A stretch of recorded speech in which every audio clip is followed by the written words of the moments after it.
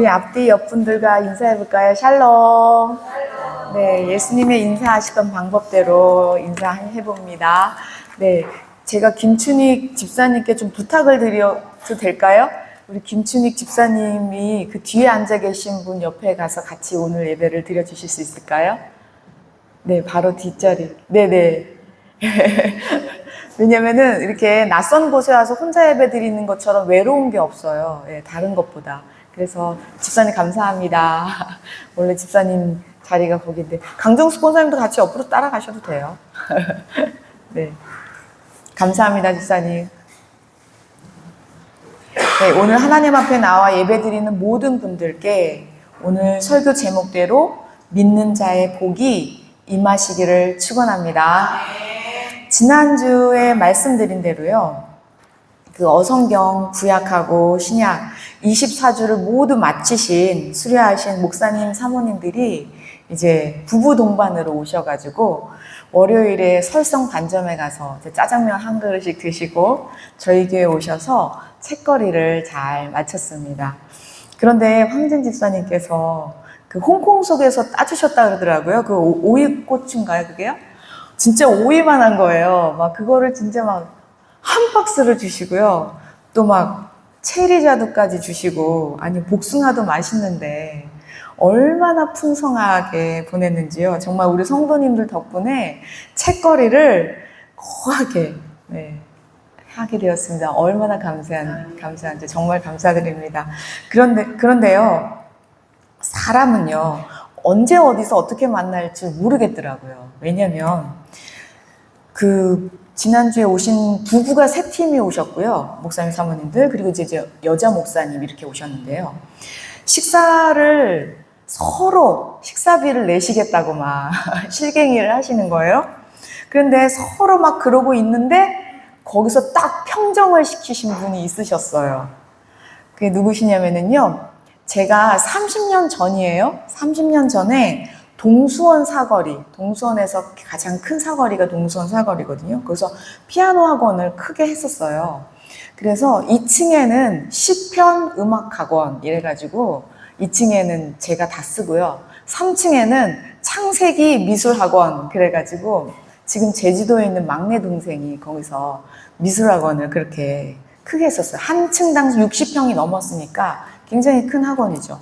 그런데 그때 제가 학원이 너무 잘 되는 거예요. 그래서 사모님들을 무료로 레슨을 했었는데요. 사모님들이 그 당시에 한 10분이 넘으셨어요. 그래서 오전에 아이들이 오기 전에 아침에 오전에 하고 아이들이 끝난 다음에 저녁에 하고 이렇게 두 팀을 나누어서 레슨을 이렇게 무료로 했었는데요. 이제 30년이 지났죠. 이제 세월이 흘러서 저는 이제 줌으로 하는 어성경 방을 하는데 지난번에 그 레슨을 제가 했던 사모님 중에 한 분이 이번에 들어오신 거예요. 어성경방에.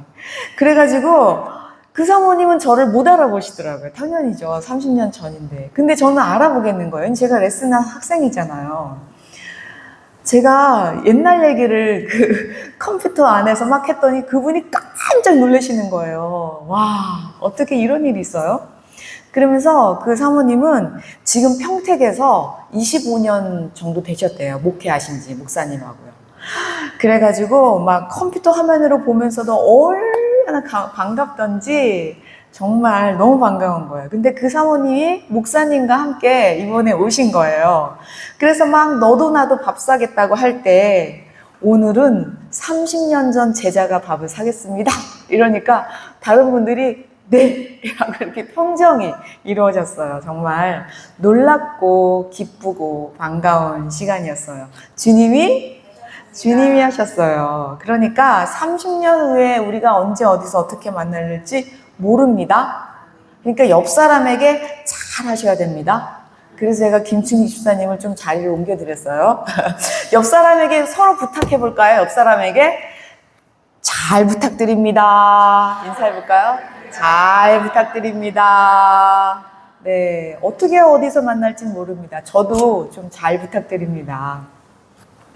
우리 집사님인가요? 권사님 왜 같이 안 오셨어요, 오늘은? 또 잘 부탁드릴 분을 왜 안 데리고 오신 거예요? 네, 잘 부탁드린다고 집에 가서 꼭 말씀해 주세요. 지난주에 오늘 설교를 예고한 대로 지금 마리아가 어떻게 해요?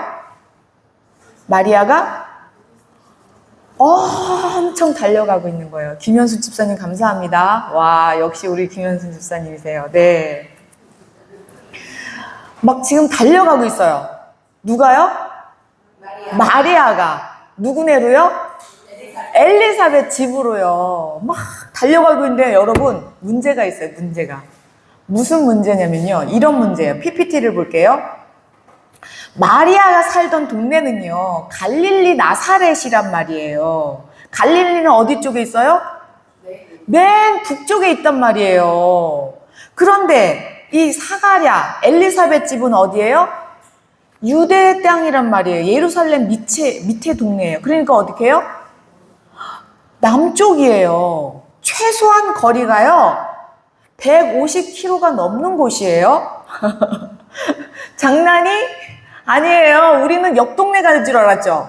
성경 읽으면 꼭 옆 동네 간 것처럼 써 있단 말이에요. 아니에요. 지도를 보셔야 돼요. 지금 마리아는 몇 살이라고요? 그렇죠. 하선이보다 몇 살 더 많아요. 지금 13, 4살이야. 중학교 중딩이라며요. 중딩이 지금 150km를 달려가고 있다니까요. 혼자 가기에는 너무나 멀고 위험한 길이에요. 그런데 성경에는요, 누구랑 어떻게 갔는지는 쓰여 있지 않아요. 하지만 마리아는요, 어떻게 갔어요? 빨리 갔다는 거예요. 39절을 볼게요. 39절 시작. 이때 마리아가 일어나 빨리 산골로 가서 유대 한 동네에 이르러. 네, 옆 동네처럼 기록된 것 같지 않아요? 느낌이? 빨리 갔다는 거예요. 그런데요, 이때가 언제예요? 이때가 언제예요? 그렇죠. 천사가 휘릭 하고 가버렸으니까 이때다 하면서 벌떡 일어나가지고 그냥 그 자리에서 빨리빨리 달려간 거예요. 근데 어떻게 갔어요? 빨리 얼마나 빨리 갔을까요? 이 호기심 많은 사춘기 소녀가 얼마나 빨리 팔을 막 휘두르면서 뭐라고? 엘리사벳 할머니가 임신했다고? 세상에 어떻게 그런 일이? 이러면서 신기한 마음을 가지고 그 먼 길을 단숨에 그냥 마다하지 않고 막 숨을 헐떡헐떡 하면서 지금 사가랴의 집에 도착했는데요. 그런데 엘리사벳보다 사가랴보다 마리아를 더 기쁘게 맞이하는 사람이 있었어요. 우리 누군가 볼까요? 40절, 41절입니다. 시작. 사가랴의 집에 들어가 엘리사벳에게 문안하니 엘리사벳이 마리아가 문안함을 부르되 아이가 옥중에서 뛰노는지라 엘리사벳이 성령의 충만함을 받아. 와, 지금 엘리사벳보다 누가 더 기뻐해요? 그쵸, 세례요한 집사님 감사합니다. 바로 나왔어요. 네. 세례요한이 막 뱃속에서 기뻐하는 거예요. 막 뛰노는 거예요. 그런데요, 여기서요, 임산부마다 좀 다르지만요, 우리는 의학적으로 보통 18주에서 20주가 되면 태동을 느낀다고 해요. 그런데 지금 세례요한은 몇 개월 됐죠? 6개월이니까 한 달이 4주잖아요. 그렇죠? 4, 6에 24주 정도 됐겠다 이렇게 생각할 수 있어요. 그러니까 지금 엘리사벳은요, 그동안 태동을 느꼈던 상태라서 지금 어떤 태동이 느껴지는지를 더 잘 알 수 있는 상황인 거죠. 그런데 보세요. 임신을 해본 사람들은 다 이런 경험이 있으실 거예요. 임신을 하면은요, 마음이 평안한가요? 불안해요. 왜요? 만에 하나 아기가 조금이라도 잘못될까 하는 생각을 10달 동안 안 해본 적이 없는 사람이 없어요. 불안해요. 뭐라고도 조금 놀라면 걱정되고요. 그쵸? 두려움이 있다니까요. 이것은 모든 임신을 해본 사람들이 분명히 알게 되는 마음이에요. 그런데 보세요. 지금 아기가 갑자기 뛰놀아요. 그쵸? 안 그랬단 말이에요. 이런 적이 없단 말이에요. 근데 갑자기 요동을 하면은 걱정이 될까요? 기쁠까요? 막 기뻐요? 아기가 가만히 있다가 갑자기 난리를 쳐요. 네. 엘리사벳은요, 과학적으로 지금 임신이 불가능했던 사람이란 말이에요. 거기다가 노산 중에 노산이에요. 당시에는 그러니까 얼마나 위험한 상태였냐고요. 그걸 생각해 보세요. 그런데 엘리사벳은 이렇게 갑자기 엄청난 태동을 느낄 때, 이거 아기가 유산되는 거 아닌가? 이런 걱정을 하기도 전에 무엇을 주셔요? 성령? 충만을 주신다는 거예요. 와. 놀라운 은혜 아니에요? 지금 걱정하기도 전에 뭘 받아요? 성령 충만이요. 성령 충만을 받잖아요? 그러면은 이러한 상황 가운데에서도 기쁘고 담대해집니다.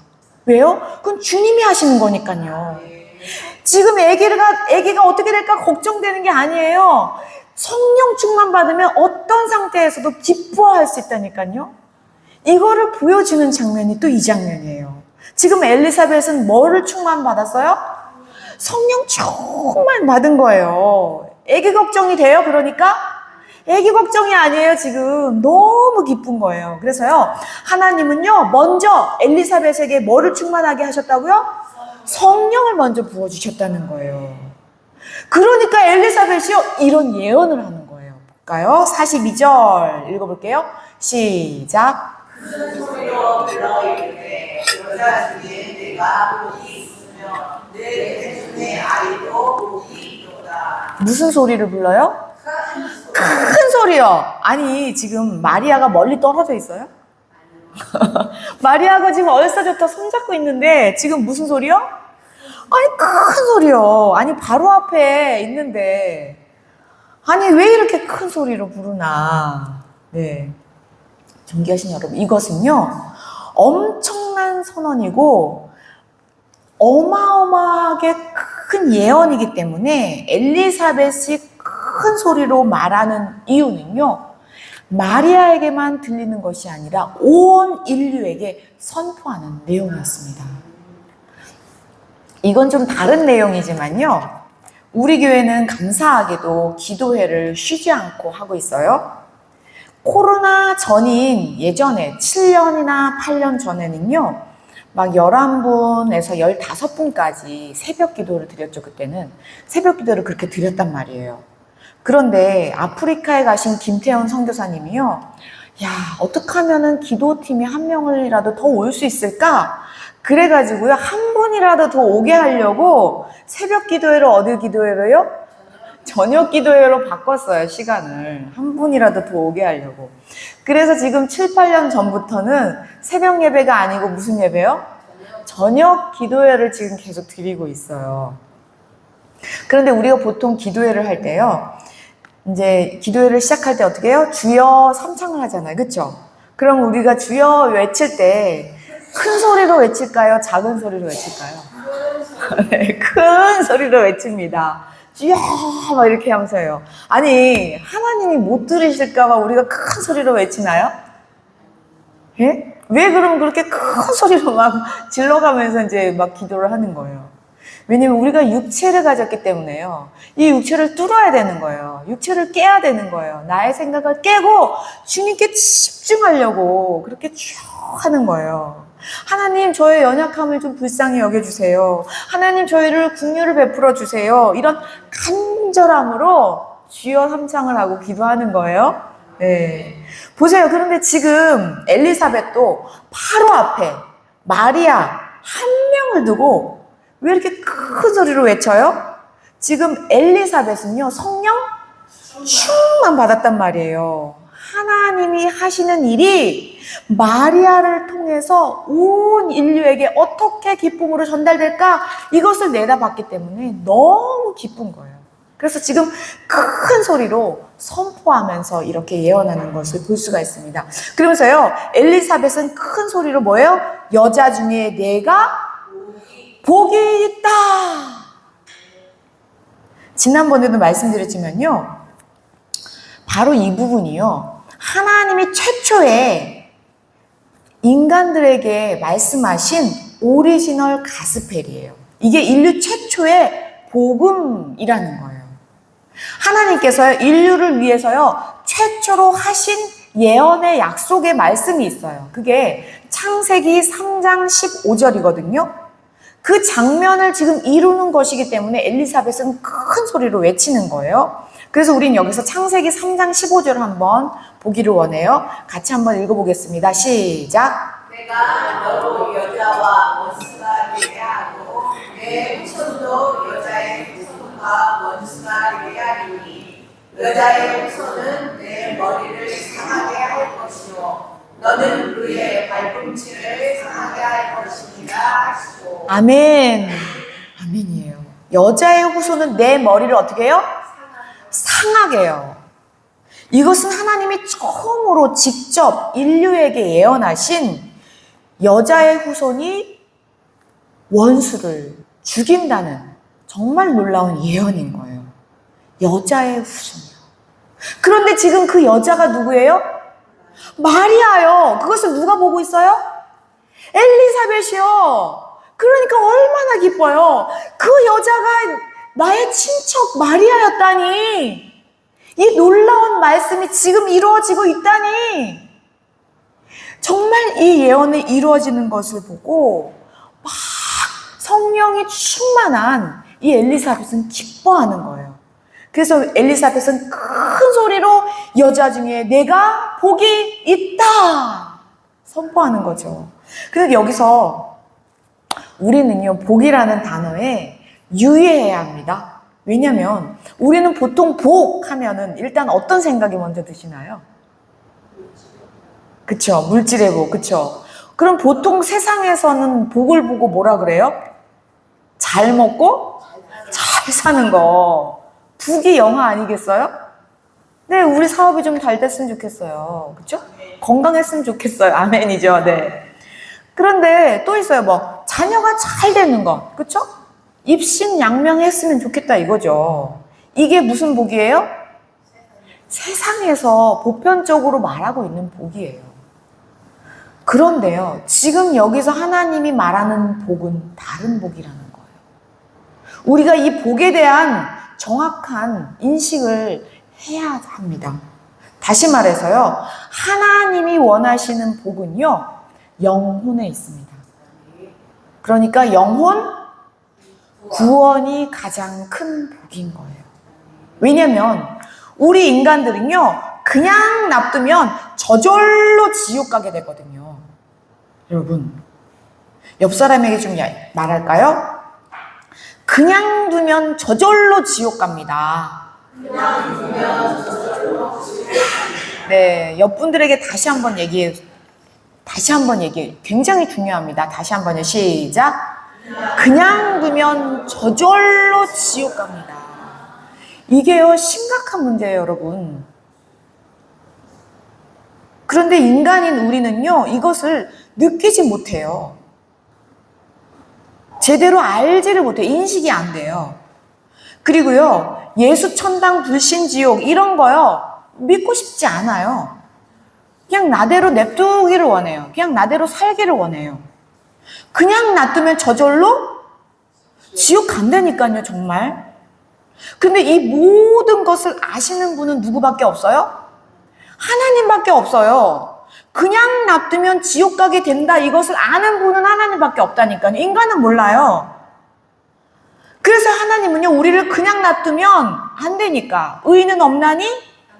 하나도 없기에 모두 지옥행이기에 하나님의 형상을 따라 하나님의 모양대로 지은 우리가 지옥 가면 안 되니까 구원하는 게 목적이라는 거예요. 그래서 이 복이라는 것은요, 영혼 구원인 거예요. 그래서 하나님이 말씀하시는 복은 영혼 구원이 가장 큰 복이다. 기본이에요, 기본. 그냥 놔두면 어디로 가요? 지옥 가니까. 의인은 없으니까. 그래서 지금은 예수님을 보내서 어떻게든 지옥행은 막아야 하는 것이 하나님의 사랑입니다. 옆 사람에게 다시 말합니다. 이렇게요. 지옥은 자동이요. 천국은 준비해야 됩니다. 시작. 지옥은 자동이요 천국은 준비해야 합니다. 지옥은 자동이고요. 천국은 준비해야 합니다. 제가 이수남 집사님이 혼자 앉아 계시는 것이 너무 안타까워서 최명남 권사님을 이수남 집사님 자리로 전출을 보냈는데 지금 제가 너무 죄송해요. 다음 주부터는 김영순 집사님도 최명남 권사님 옆에 가서 앉아주시길 부탁드립니다. 왜요? 이런 피드백을 같이 해주셔야 돼요. 왜요? 지옥은 자동이고 천국은 같이 준비하셔야 되거든요. 준비하셔야 돼요. 다음 PPT 42절을 볼게요.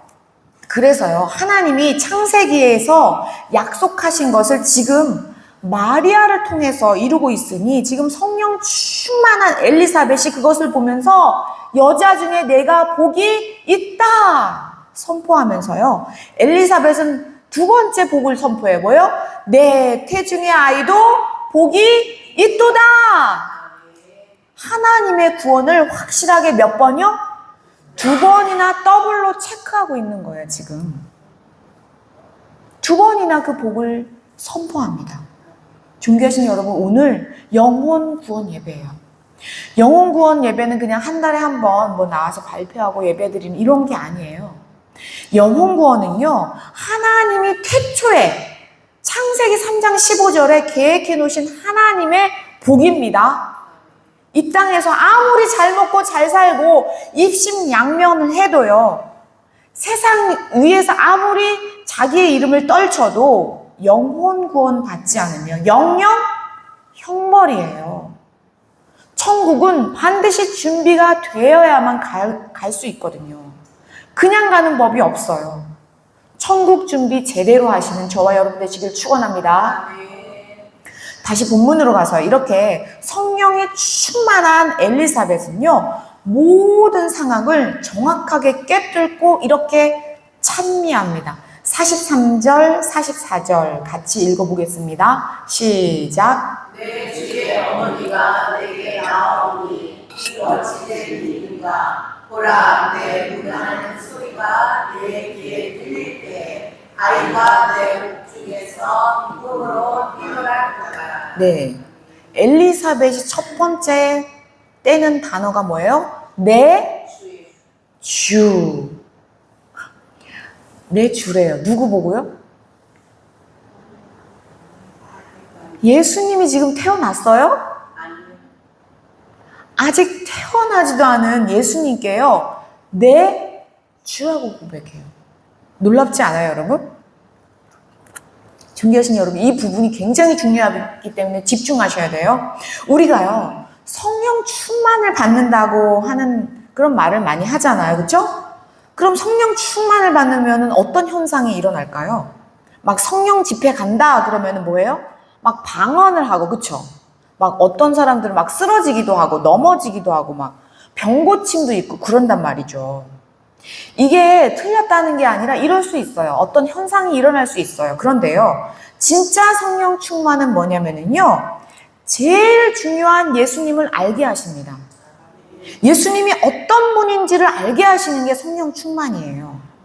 진짜 성령 충만하면은요, 우리 성령님은요, 예수님이 구원자이심을 알게 하신다는 거예요. 이게 진짜 성령 충만입니다. 사람들이 성령 충만을 구할 때요, 착각할 수도 있어요. 뭐냐면 막 병고침을 받기를 원해요. 막 어떤 문제가 해결되기를 원해요. 막 우리의 부족한 것이 막 채워지기를 원하는 경우가 있는데요, 이것은 인간의 연약함에서 나오는 거죠. 진짜 성령 충만은 예수님이 누구신지 알게 하신다. 이것이 가장 중요합니다. 그럼 우리 인생이 찬란하게 바뀝니다. 변화되는 거예요. 왜요? 예수님이 빛이시기 때문이죠. 이기용 권사님이 월요일 날에 그 아드님네 집에 다시 가셨어요. 그러면서 아침 한 8시 조금 넘어서 전화가 왔어요. 그러면서 목사님, 저 이제 오늘 저녁에, 오후 2시에 이제 버스 타고 가려고 해요. 그러는 거예요. 그래서 네, 잘 다녀오세요. 언제 오실 거예요? 그랬더니, 8월이 돼야 올 것 같아요. 그러면서 이러시는 거예요. 이번 주 그 청년부들 그 수련회 가니까 찬조를 조금 할게요. 이러는 거예요. 그래서 제가 마음이 얼마나 마음이 좀 짠했어요. 왜냐면은 권사님이 쉬고 있거든요. 지금 일하고 있는 게 아니라 돈이 있을 때 있는 게 아니라 돈이 없단 말이에요. 그리고 할머니가 그 손주네 집에 빈손으로 가요? 그렇지 않잖아요. 그래서 제가 권사님 됐어요. 괜찮아요. 막 그랬더니 권사님이 첫 번째 드는 그 선한 생각을 안 따라가면 마음이 불편하다는 거예요. 그래서 감사하게 받긴 했지만 더 크게 부어주실 것을 믿습니다. 네. 우리 옆 사람에게 말할까요? 성령 충만 받으세요. 네. 성령 충만은 누구를 알게 하는 거예요? 예수님을 알게 하는 거예요. 예수님을 알게 하면 그 빛으로 나아가는 거예요. 그 빛으로 나아가는 게 첫 번째 드는 선한 생각을 따라가세요. 내가 좀 피곤해요. 그렇게 되면. 내가 좀 손해보는 것 같아요. 그런데 그때마다 주님이 은혜를 주신다니까요. 여태까지 알았던 예수님에 대해서 감사하면서 나아가시고요. 더욱더 예수님을 갈망하면서 나아가시고요. 예수님으로 충만한 찬란한 인생 되시기를 축원합니다.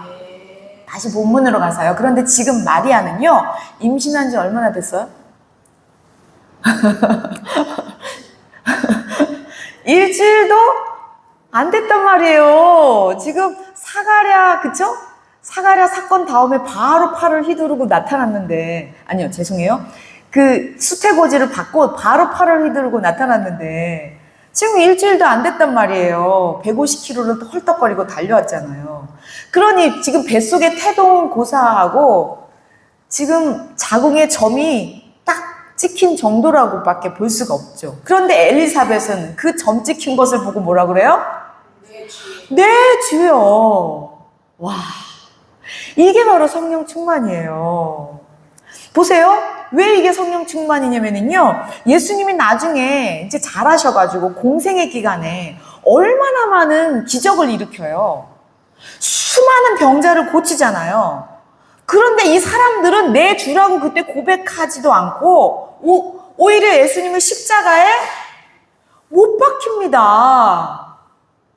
이게 인간의 현실이에요. 기적을 체험하고 병 고침이 나아도 예수님을 십자가에 못 박는 것이 인간이라니까요.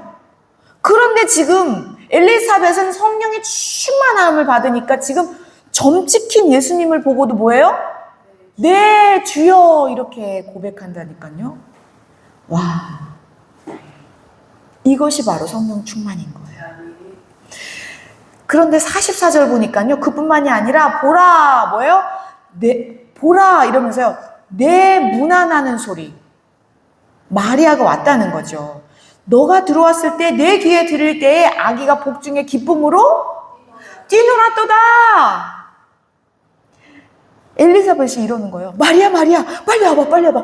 여기 좀 만져봐. 너가 나한테 와서 인사할 때 아기가 엄청 뛰었어. 봐봐. 신기하지? 이런 적이 없었단 말이야. 와, 정말 놀라워. 주님이 하셨어. 그러면서요, 엘리사벳은 오늘 설교 제목을 말합니다. 오늘 설교 제목이 뭐예요? 먼저 읽어볼까요? 시작. 믿는 자에게 복이 네, 그 설교 제목을 오늘 여기서 말하고 있어요. 45절 읽어보겠습니다. 45절 시작. 주께서 하신 말씀이 반드시 이루어지리라고 믿는 그 여자에게 복이 있도다. 아멘. 하나님이 하신 말씀이 반드시 이루어지리라고 믿는 그 사람에게 복이 있다라는 거예요. 이것은 마리아에게만 하는 말씀이 아니라 오늘 우리에게도 하신 말씀입니다. 저는 이 말씀이 우리에게도 응하기를 축원합니다. 지난주에도요. 우리는 확실하게 하나님의 말씀은 능치 못함이 없다. 이걸 배웠어요. 그렇죠? 그런데 오늘은 바로 그 말씀을 믿는 자에게 복이 있도다. 아멘. 믿는 자에게 복이 있습니다. 하나님이 능치 못함이 없음을 믿는 자에게는요, 하나님이 하나님 되심을 계속해서 드러내 보이십니다. 이게 복입니다. 얼마나 큰 축복인지 몰라요. 이것이요, 세상에서 가장 큰 축복입니다. 구원의 축복을 받은 우리는요, 이제 큰 믿음의 축복도 받아야 합니다. 하나님의 말씀은 능치 못함이 없는 줄로 믿는 이 믿음, 믿는 자의 큰 축복을 받는 저와 여러분 되시기를 축원합니다. 엘리사벳은요, 이렇게 여자의 후손이 마리아인 줄 알고 또 하나님의 약속이 지금 계속 일어나는 것을 보면서 너무 기뻐하는 거예요. 완전히 감동의 도가니가 되었습니다. 이렇게 마리아랑 얼싸안고 기뻐하며 또 기뻐할 때요, 야, 이제는요, 마리아의 찬가, 마리아도 그 기쁨으로 하나님께 찬양을 올려드린 마리아의 기도가 시작됩니다. 마리아의 찬양이 이제 시작됩니다. 46절 볼까요? 46절 시작. 마리아의 친구가 마리아가 이르되 내 영혼이 주를 찬양하며. 아멘. 마리아의 찬가가 이제 시작됩니다. 앞에서도 말씀드렸듯이요, 하나님의 목적은 뭐죠? 영혼 구원이라는 거예요. 마리아도 하나님의 뜻을 깨달아서 먼저 주님을 찬양하는 것으로 시작합니다. 존귀하신 여러분, 바로 이 선언이 오늘 우리의 삶에 가장 중요한 정체성입니다. 이게 정체성이에요. 왜요? 우리는 지금 왜 사는 거죠? 여러분? 네, 감사합니다. 인생의 목적이 뭐예요? 인생의 목적이? 네, 감사합니다. 정답이 바로바로 나와가지고 설교가 재미가 없어졌어요. 아니, 왜 우리는 가정을 꾸리고 자녀를 낳아서 아주 힘들게 키우고 밤낮 없이 이렇게 힘들게 살아가고 있는 거예요? 아니, 하나님은 우리를 왜 이렇게 만드셨나요? 힘들게 하려고 만드셨나요? 아니, 사는 게 얼마나 힘드시면 우리 원정인 권사님이 하나님 나 좀 빨리 데려가게 해달라고 그렇게 기도하라고 좀 얘기를 하고 계신 거잖아요. 이렇게 힘들게만 살려고 하나님이 만드셨을까요? 존귀하신 여러분, 오늘 마리아의 찬가를 들으시고요, 마리아와 같이 찬양을 하는 저와 여러분 되시길 축원합니다.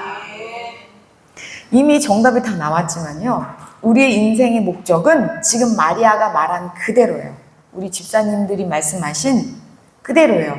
내 영혼이 주를 찬양하는 것입니다. 이것이 모든 인생의 목적입니다. 하나님이 우리를 지으신 목적이 뭐예요? 찬양하기 위해서. 지금 마리아만 이렇게 말한 것이 아니라 성경의 모든 기록이 그렇게 되어 있어요. 하나님이 태초에 사람을 지으신 목적은 하나님의 영광을 위하여 지으셨다고 말합니다. 이것을 이사야 선지자가 이렇게 기록합니다. 이사야 43장 21절입니다. 다 함께 읽어보겠습니다. 시작. 이 백성은 내가 나를 위하여 지었나니 나를 찬송하게 하려 하리라. 아멘. 여러분, 그런데요, 우리는 하나님께 찬송하게 하려고 지었대요. 근데 기분 나쁘지 않으세요? 아니, 기분 좋으세요? 내 인생은 없어요? 내 인생은 없냐고요? 내가 뭐 기쁨조예요? 아니, 하나님만 막 찬송하고 찬양만 하면 나는 뭐예요? 나는 뭐 꼭두각시?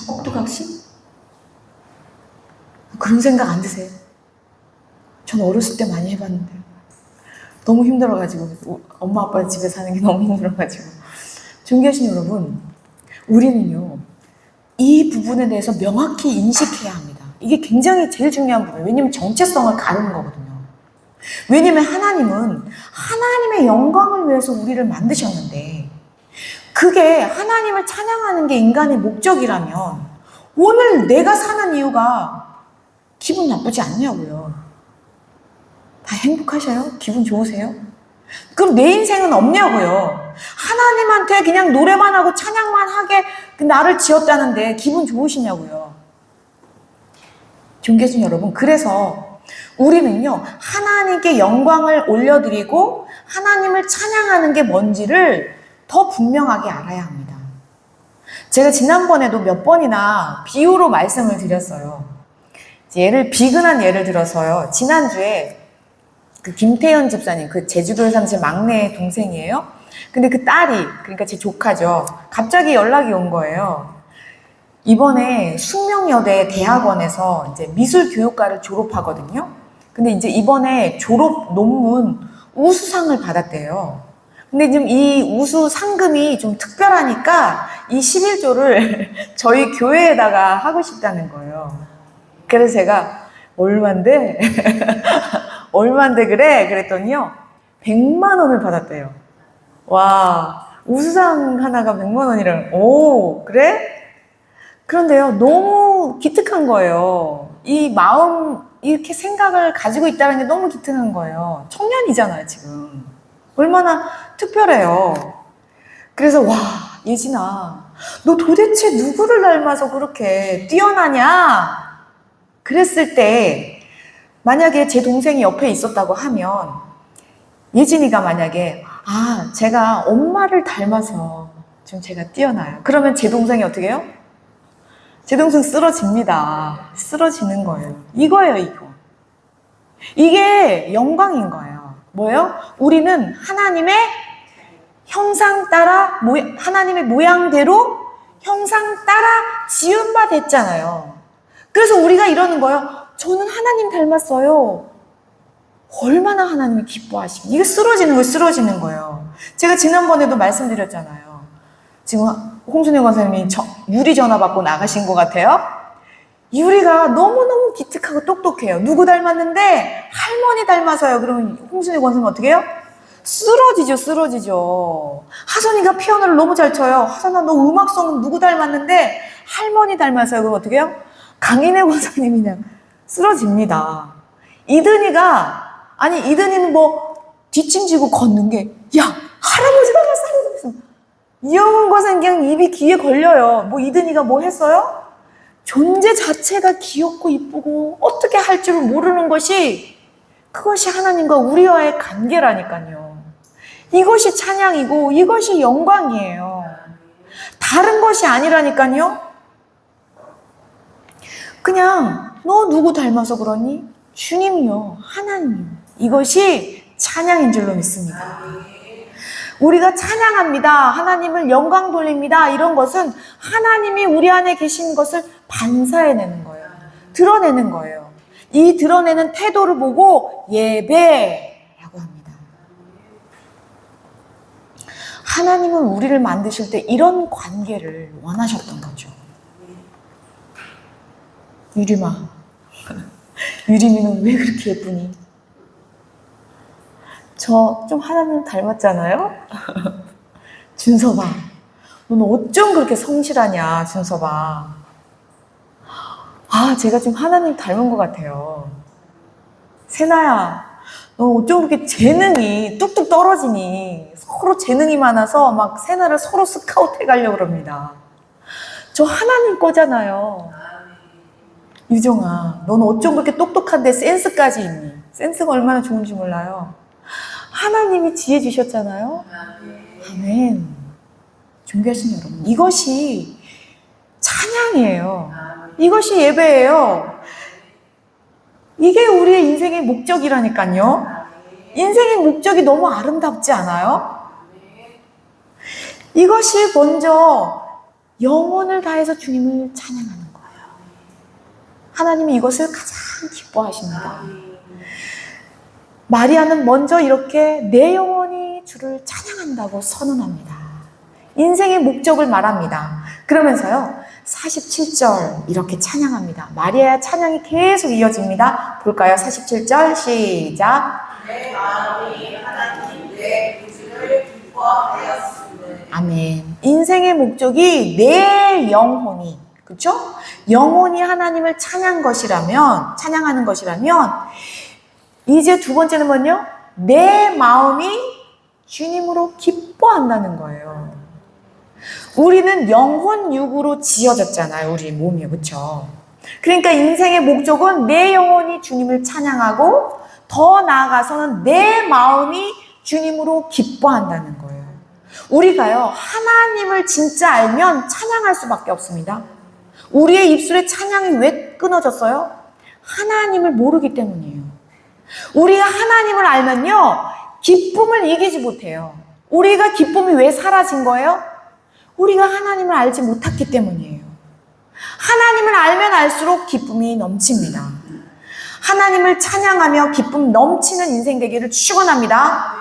그러면서 마리아는요, 한 발짝 더 나갑니다. 48절을 읽어보겠습니다. 48절 시작. 그의 눈에 비천함을 보셨습니다. 보라, 이제 그는 만세의 양을 보기가 일커스리로다. 그의 여종의 뭐요? 비천하대요. 지금 마리아가 비천하대요. 지금 왜 그러냐면 보세요. 지금 유다는요, 어느 나라의 지배를 받고 있어요? 로마 식민지였다니까요. 그리고 누가 폭정하고 있어요? 헤롯이요. 지금 가장 불안에 떨어야 할 부류가 누구예요? 마리아 같은 어린 소녀들이에요. 왜요? 우리나라도 일제강점기 때 얼마나 많은 소녀들이 어디로 팔려갔어요? 위안부로 팔려갔잖아요.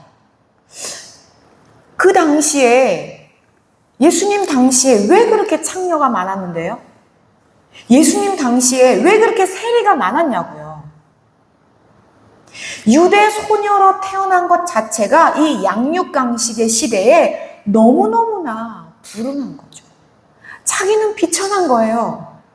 지금 비천하다는 것을 세상을 의지하겠다는 것이 아니라 오직 하나님의 능력인 그 말씀을 믿겠다라는 선언입니다. 세상에서 아무도 알아주지 않는 그 예수님을 붙들겠다는 거예요.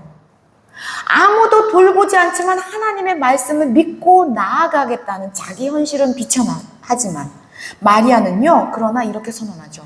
만세의 복으로 인도하실 하나님을 찬양하고 있는 거예요. 지금은 비천하지만 만세 반석 되신 하나님, 만세까지 인도하시는 그 하나님을 찬양합니다. 이 찬양이 우리의 찬양이 되기를 축원합니다.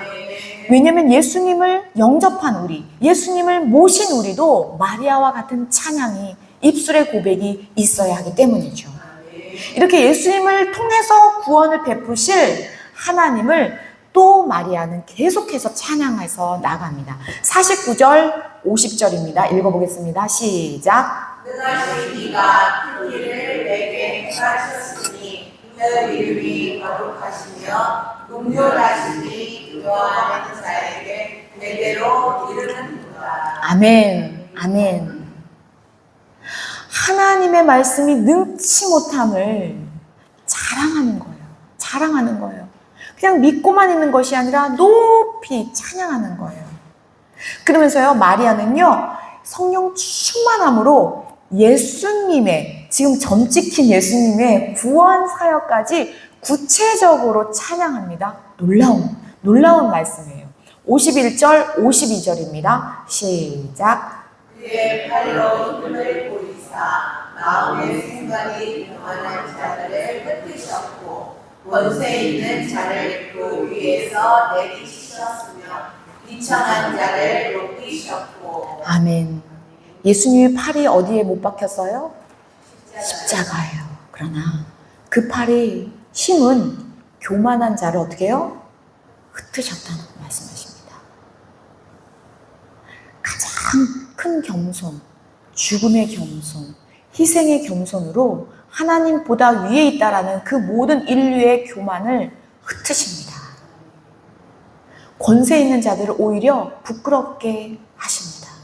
그러나 예수님은 심판주로 오시기 때문에 심판하시는 그 팔이 되십니다. 이것을 다 하나님을 알게 하시는 거예요. 그러면서 하나님이 백성을 이렇게 인도해 주실 것을 또 이렇게 찬양합니다. 53절, 54절입니다. 시작. 주인은 자를 좋은 것으로 배부르셨으며 부자는 빈손으로 보내셨도다. 그 종 이스라엘을 모으사 긍휼히 여기시고 기억하시되. 아멘. 이것은요, 우리가 예수님을 향하여 의에 줄이고 목마른 자는 주님이 넘치게 하시잖아요. 배부르게 하시잖아요. 그리고 예수님 스스로도 말씀하셨어요. 나는 하늘로부터 온 살아있는 떡이다. 예수님을 향하여 배고픈 자들, 예수님을 향하여 갈망하는 자들에게 좋은 것으로 채워주신다는 거예요. 성령으로 채우신다는 것이에요. 배불리 주신다는 것이에요. 온 인류에게 떡으로 오신 예수님이다. 영생으로 오신 예수님이시거든요. 그리고 마리아는요, 우리도 잘 알고 있는 믿음으로 가는 나라, 하나님 나라. 하나님 나라에 가려면 어떻게 해요? 믿음으로 가야 되잖아요. 그 조상으로부터 시작된 아브라함부터 영원까지를 찬양합니다.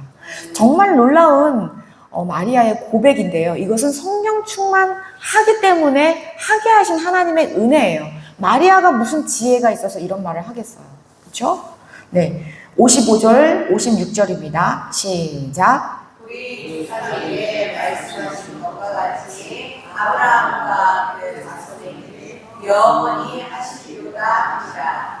마리아가 석 달쯤 함께 있다가 집으로 돌아가니라. 아멘. 지금 믿음의 조상 아브라함부터 언제까지요? 영원히. 이것까지 내다본 거예요. 이걸 마리아가 할 수 있겠어요? 오직 성령이 오시면 예수 그리스도를 알게 하신다니까요. 이것이 성령 충만이에요. 네.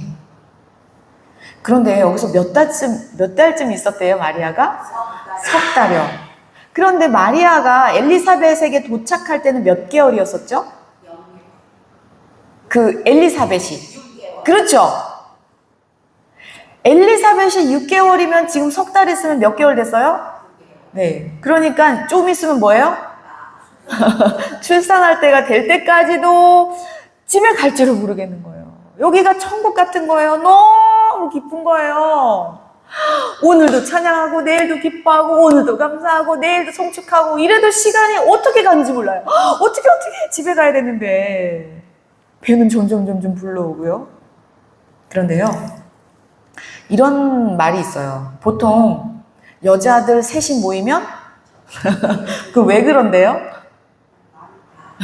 말이 많은 것도 많은 건데요. 모이면 좋게 모여요. 그렇죠? 뭐 개를 하든 뭐든 하든 모이지만 왜 이렇게 깨지는 일이 있냐면요. 사람들이요.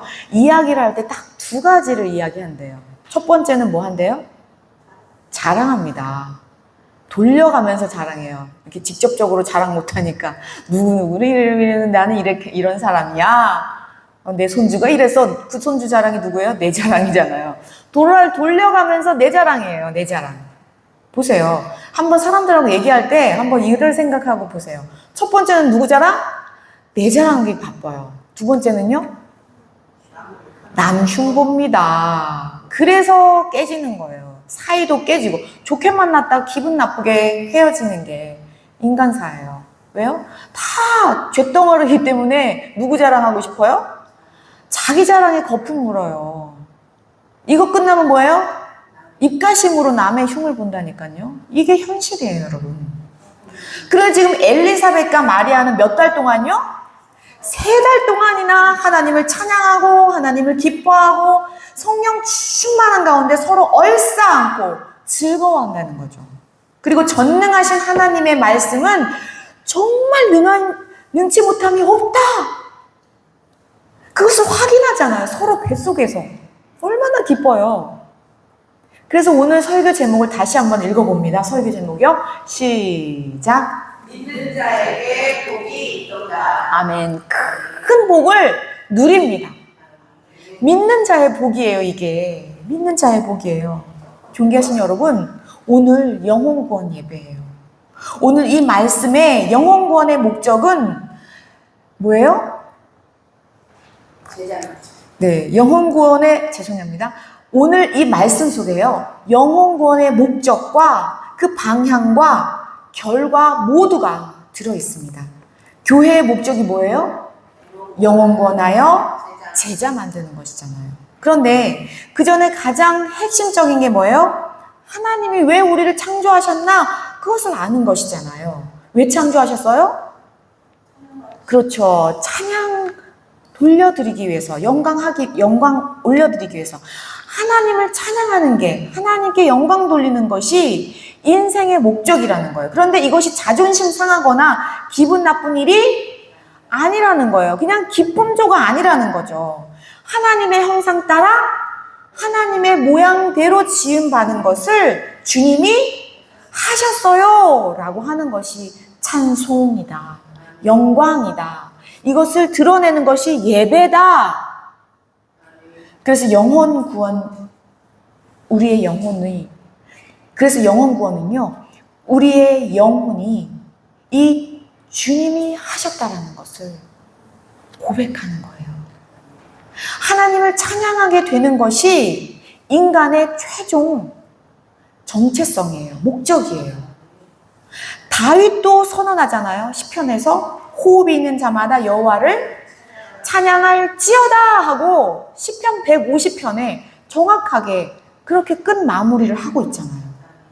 영혼 구원은요, 사람들을 데려다가 교회에 앉히는 게 아니라 하나님을 모르던 사람들이요, 진짜 하나님이 능치 못함이 없구나 하면서 하나님을 찬양하게 하는 거예요. 하나님을 모르던 그 사람이요, 이거 정말 하나님이 하신 것 같은데? 하나님을 인식하는 거예요.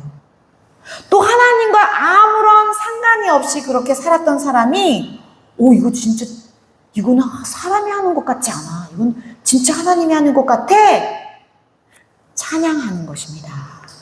존귀하신 여러분, 그래서 우리 하나님은요, 너무나 감사하게요, 이 영혼 구원을 하라고 우리에게 명령을 하셨지만요, 혼자 하게 두지 않으시고요, 오순절 마가의 다락방에서 뭐 주셨어요? 성령 주셔서 교회를 세우셨잖아요. 교회에게 이 모든 것을 위임하십니다. 그래서 우리는 목장에서 주님이 하셨어요 하는 거예요.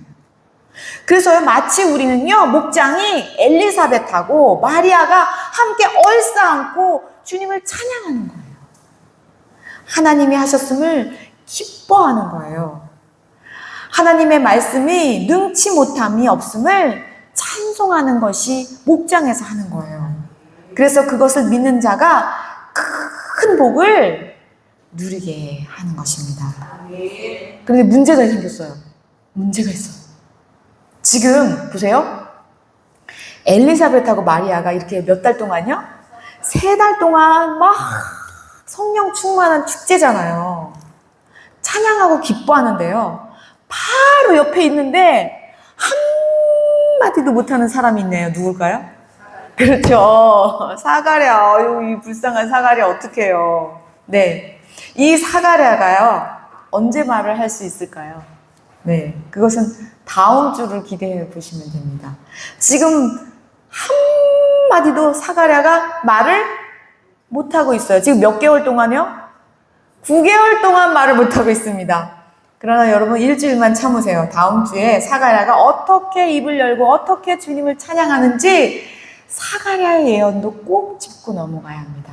네, 다음 주에 사가랴를 기대하면서 기도하고 이제 목장별로 나와서 주님이 하셨음을 발표하겠습니다. 기도하시겠습니다. 하나님 아버지, 우리를 만드신 목적이 주님을 찬양하게 하는 것입니다. 그러나 이것은 기분 나쁜 일이나 자존심 상하는 것이 아니라 마치 손녀가 나를 닮았던 것처럼, 손주가 나를 닮은 것처럼 그렇게 기쁜 관계, 그렇게 사랑의 관계, 그렇게 축복의 관계인 것을 알게 하시니 감사합니다. 하나님 아버지, 우리가 있는 곳에서 주님을 기뻐하고 있는 곳에서 주님을 찬양하게 하여 주옵소서. 이것이 목장에서 모여서 더욱 큰 기쁨으로, 이것이 교회에 모여서 더욱 큰 감사로 나아갈 수 있도록 인도하고 축복하여 주옵소서. 주님을 찬양하고 기뻐하는 우리 모두 위에 항상 성령 충만함으로 세상 옆에 나가서 담대하고 큰 힘으로 예수 그리스도를 외치는 증인 되게 하여 주옵소서. 이 모든 것을 감사드리며 주 예수 그리스도 이름으로 기도드렸습니다. 아멘.